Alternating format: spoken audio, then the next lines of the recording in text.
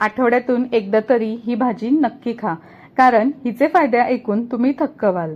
लाल माठाची भाजी फक्त चविष्ट नाही तर खूपच पौष्टिक असते। ही भाजी म्हणजे लाल माठाची।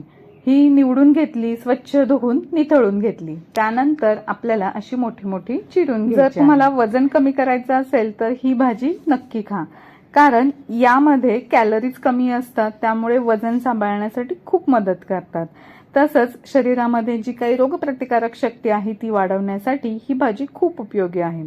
कॅल्शियम, व्हिटॅमिन मुबलक प्रमाणात असतं, त्यामुळे हाडं मजबूत राहतात आणि या भाजीमध्ये लोह जास्त असतं, त्यामुळे रक्त वाढण्यासाठी मदत होते। तर अशा पद्धतीने सगळी भाजी मी इथे चिरून घेतलेली आहे। आता कढईमध्ये तेल तापवून घेतलं, त्यामध्ये 2 ते 3 हिरव्या मिरच्या आणि लसूण घालून घ्यायचा आहे। याची छान फोडणी दिल्यानंतर यामध्ये घालायचा आहे बारीक चिरलेला कांदा। कांदा आता आपल्याला फक्त गुलाबीसर रंगावरती परतून घ्यायचा आहे।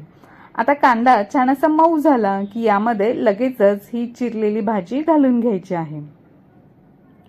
भाजी घालून आपल्याला हे सगळं व्यवस्थित असं एकत्र करून घ्यायचं आहे।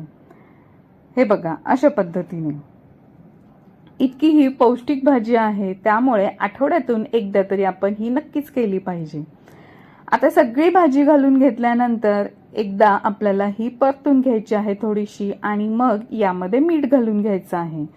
मीठ घालायचं आहे बेतानेच, कारण नंतर ही भाजी शिजून थोडीच बनते। तर अशा पद्धतीने सगळं आपल्याला छान असं एकत्र करून घ्यायचं आहे आणि ही भाजी शिजवताना आपल्याला यावरती ठेवायचं आहे झाकण।